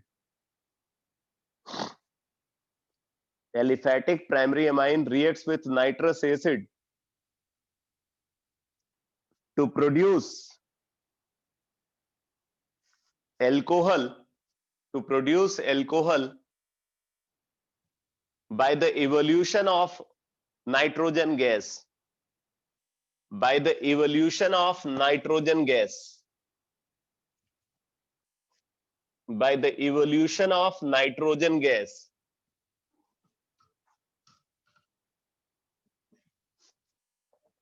ये बेसिकली एलिफैटिक प्राइमरी अमाइन और एरोमेटिक प्राइमरी अमाइन को डिस्टिंग्विश करने का एक एनालिटिकल टेस्ट है। अब जरा देखो कैसे करते हैं। एलिफैटिक प्राइमरी अमाइन है, इसको हमने HNO2 के साथ रिएक्ट कराया और NaNO2 एंड कंसंट्रेटेड HCl के साथ, HNO2 एंड HCl। तो यहां पे पहले फॉर्म होता है डायजोनियम सॉल्ट, पहले डायजोनियम सॉल्ट बन जाता है और ये डायजोनियम सॉल्ट अनस्टेबल होता है even at low temperature, unstable even at low temperature.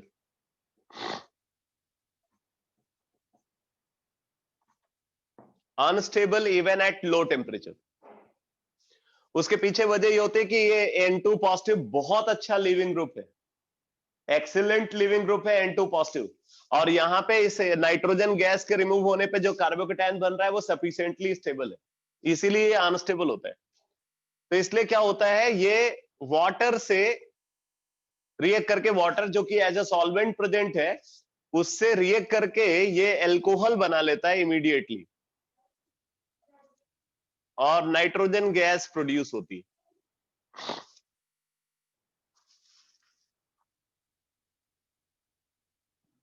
मतलब अगर एलिफैटिक प्राइमरी अमाइन है तो एलिफैटिक प्राइमरी अमाइन यहां पे एल्कोहल का फॉर्मेशन करेगा, कलरलेस कंपाउंड है। अब जरा देखो एरोमेटिक प्राइमरी अमाइन के साथ क्या होता है, लिखो aromatic primary amine, aromatic primary amine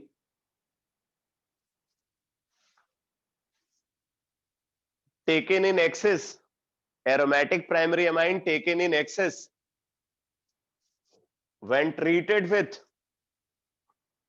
aromatic primary amine taken in excess when treated with nitrous acid, aromatic primary amine when treated with excess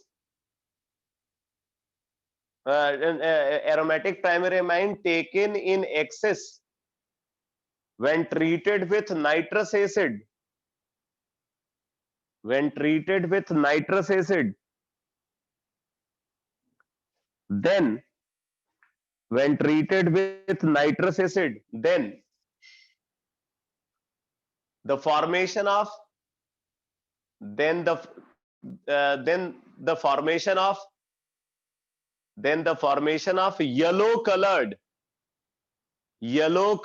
dye, then the formation of yellow colored dye takes place. Then the formation of yellow colored dye takes place. Then the formation of yellow colored dye takes place. तो अब जरा देखो कैसे होती है reaction.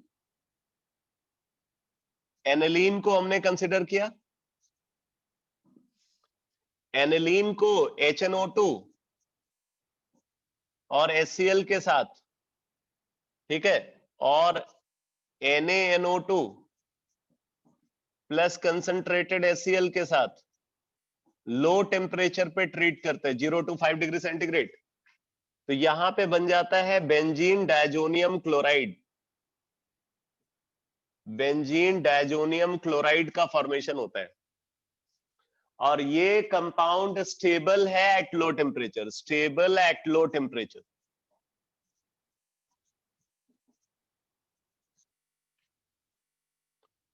ध्यान देना, मैंने इसको एक्सेस में बोला है, ये एक्सेस में प्रेजेंट है एनिलीन. तो जो अनरिएक्टेड एनिलीन होगा, वो अनरिएक्टेड एनिलीन इससे रिएक्ट कर जाएगा. ये जो डायजोनियम सॉल्ट है, इस डायजोनियम सॉल्ट के साथ एनिलीन रिएक्ट करेगा. यहां पे डायजो कपलिंग होगी. इलेक्ट्रोफिलिक एरोमेटिक सब्स्टिट्यूशन का एग्जांपल होती है डायजो कपलिंग.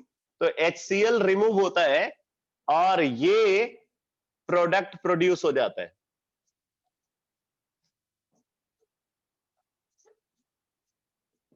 इस प्रोडक्ट का फॉर्मेशन होता है, ठीक है. ये येलो कलर्ड डाई है, इस डाई का कलर होता है येलो. अब मैं आपको एक बात और बता दूं, अगर यहां पे फिनॉल रहा होता तो ऑरेंज कलर डाई का फॉर्मेशन होता है, ठीक है. अगर यहां पे फिनॉल होता, आप यहां पे लिख सकते हो, अगर फिनॉल को कंसीडर करें, ठीक है, तब इस डाई का फॉर्मेशन होगा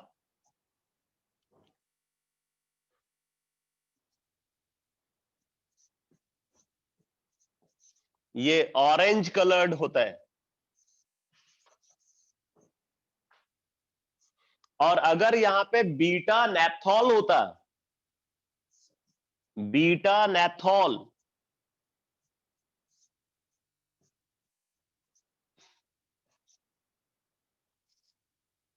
ठीक है, अगर हम बीटा नैप्थॉल को कंसीडर करेंगे तो बीटा नैप्थॉल से रिएक्ट करने पे यहां पे रेड कलर डाई का फॉर्मेशन होता है, red colour die.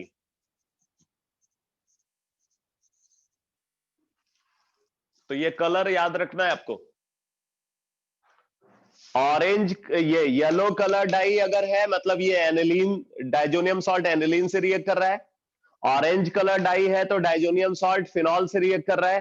Red colour die है तो डायजोनियम सॉल्ट बीटा नैप्थॉल से रिएक्ट कर रहा है.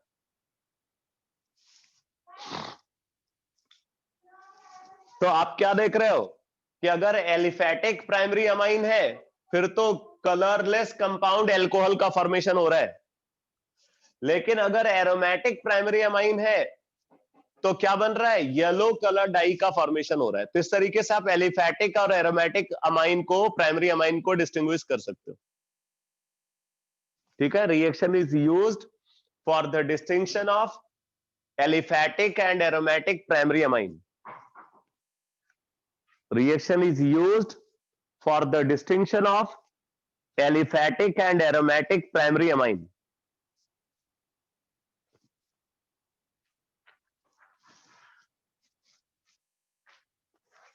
ठीक है. अब एक बात मैं आपको यहां पे और बता दूं, अगर सेकेंडरी अमाइन है, तो सेकेंडरी अमाइन यहां पे अलग प्रोडक्ट का फॉर्मेशन करता है, तो लिख लो,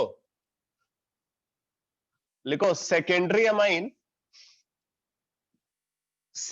amine reacts with nitrous acid, secondary amine reacts with nitrous acid, secondary amine reacts with nitrous acid to produce N-nitrosoamine,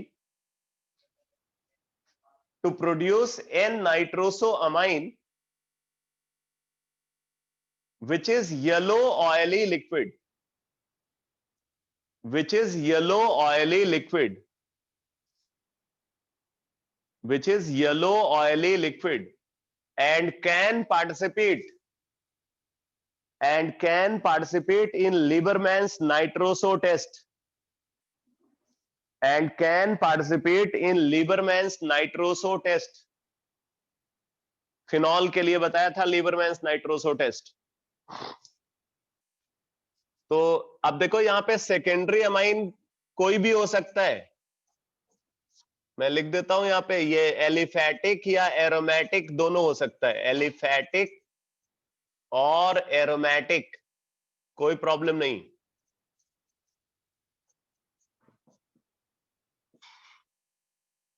इसको हमने रिएक्ट कराया किसके साथ, इसको रिएक्ट कराया HNO2 के साथ और NaNO2 प्लस कंसंट्रेटेड HCl, तो यहां पे बन जाता है बेटा ये कंपाउंड,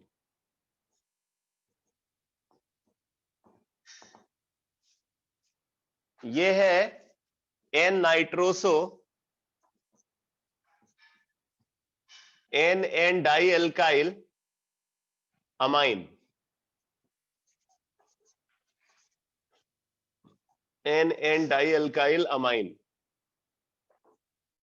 N-नाइट्रोसो N डाइएल्काइल अमाइन। ये येलो ऑयली लिक्विड है, लेकिन एक बात और बता दूं, ये कार्सिनोजेनिक होता है, ठीक है, it is carcinogenic, cancer causing है।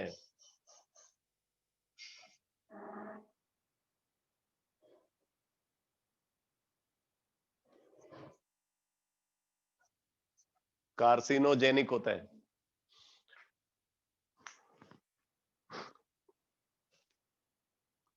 और टर्सरी अमाइन के साथ अगर आप इसको रिएक्ट कराते हो फिर तो एक सॉल्ट बनता है।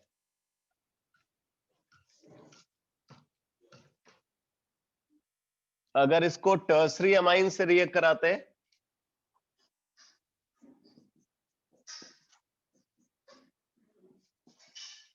HNO2 को, तो ये सॉल्ट बन जाता है,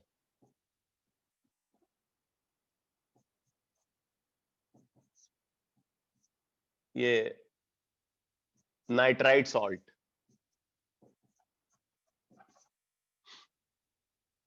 नाइट्राइट सॉल्ट का फॉर्मेशन होगा।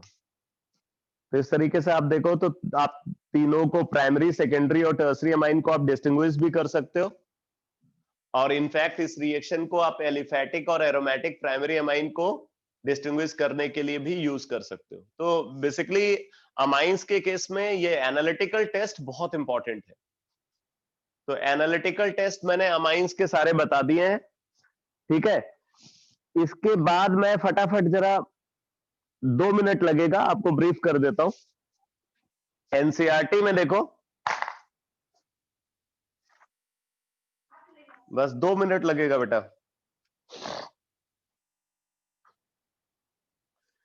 एनसीईआरटी में इन्होंने फिर इलेक्ट्रोफिलिक सब्स्टिट्यूशन को डिस्कस किया है। मेरे पास ओल्ड एडिशन है, पेज नंबर 394, न्यू एडिशन में आगे कहीं होगा, ठीक है। तो इसमें इलेक्ट्रोफिलिक सब्स्टिट्यूशन को कंसीडर कर रहे हैं। तो जैसे ब्रोमिनेशन रिएक्शन है, तो आपको पता है कि अगर ये एनिलीन को आप ब्रोमीन वाटर से रिएक्ट कराओगे तो क्या होगा, ट्राइब्रोमो एनिलीन बन जाएगा। फिनॉल के साथ भी ऐसी ही रिएक्शन होती है। इसी तरीके से आप देख रहे हो कि अगर इसको एसिटिक एनहाइड्राइड से रिएक्ट कराएं, मतलब ये तो हो गया कि मल्टीपल सब्स्टिट्यूशन हो रहा है। अगर आप मोनो सब्स्टिट्यूशन प्रोडक्ट का फॉर्मेशन करना चाहते हो तो आपको जो NH2 है उसकी एक्टिविटी को रिड्यूस करना पड़ेगा, उसका एक्टिवेटिंग नेचर को कम करना पड़ेगा। एक्टिवेटिंग नेचर को कम करने के लिए इसको एसिटानिलाइड में कन्वर्ट कर रहे हैं। एनिलीन को एसिटानिलाइड में कन्वर्ट कर रहे हैं। एसिटिक एनहाइड्राइड के साथ रिएक्ट करा करके ऐसा कर सकते हो, या एसिटाइल क्लोराइड के साथ रिएक्ट करा करके ऐसा कर सकते हो। और फिर उसके बाद तब आप इसको ब्रोमीन और एसिटिक एसिड से जब रिएक्ट कराओगे तो मोनो सब्स्टिट्यूटेड प्रोडक्ट का फॉर्मेशन होगा। मोनो सब्स्टिट्यूटेड प्रोडक्ट का फॉर्मेशन होगा। तो यहां पे बोल रहे पैरा प्रोडक्ट मेजर प्रोडक्ट है। अब बाद में उसकी हाइड्रोलिसिस करा दो तो ये एसिटानिलाइड वापस एनिलीन में कन्वर्ट हो जाएगा, तो पैरा ब्रोमो एनिलीन बन जाएगा। तो ये आपको याद रखना है, इंपॉर्टेंट है। इसके बाद नाइट्रेशन को अगर आप देखो तो नाइट्रेशन में यहाँ पे जब एनिलीन का नाइट्रेशन कराते हैं तो आप देख रहे हो पैरा प्रोडक्ट बन रहा है सबसे ज्यादा यील्ड के साथ, उसके साथ मेटा प्रोडक्ट बन रहा है और ऑर्थो प्रोडक्ट की यील्ड सबसे कम है। जबकि ऑर्थो में अगर आप देखो तो यहाँ पे इंट्रामोलिक्यूलर हाइड्रोजन बॉन्डिंग होगी ऑर्थो में, लेकिन ऑर्थो की यील्ड सबसे कम है। मेटा की यील्ड एक्सेप्शनली हाई है। वजह क्या है, जब आप नाइट्रिक एसिड से रिएक्ट कराओगे तो NH2 का प्रोटोनेशन हो जाएगा, NH3 पॉजिटिव बन जाएगा वो, और जब वो NH3 पॉजिटिव बनेगा तो मेटा डायरेक्टिंग ग्रुप हो जाएगा। तो मेटा डायरेक्टिंग ग्रुप हो गया, इसलिए मेटा प्रोडक्ट की यील्ड काफी ज्यादा मिल रही है। तो आपको ये पूरा एनसीईआरटी की जो इंफॉर्मेशन है, अब आप इतने पढ़े लिखे हो ऑर्गेनिक केमिस्ट्री की, आपको इतनी समझ है कि आप इसको पूरा खुद से पढ़ करके एक एक बात को समझ सकते हो। ये काफी इंपॉर्टेंट डिस्कशन है एनसीईआरटी का, इसको आप एक बार जरूर इसकी रीडिंग लगा लेना, और कोई भी इंपॉर्टेंट बात अगर आपको मिलती है तो उसको नोट कर लेना, ठीक है। और फिर उसके बाद डायजोनियम सॉल्ट्स की रिएक्शन है। डायजोनियम सॉल्ट्स के बारे में सब कुछ बता चुका हूं मैं आपको पहले, जैसे गेटरमैन्स रिएक्शन है, सैंडमेयर्स रिएक्शन है, बाल सीमेन रिएक्शन है, ये सब पहले डिस्कस हो चुकी है।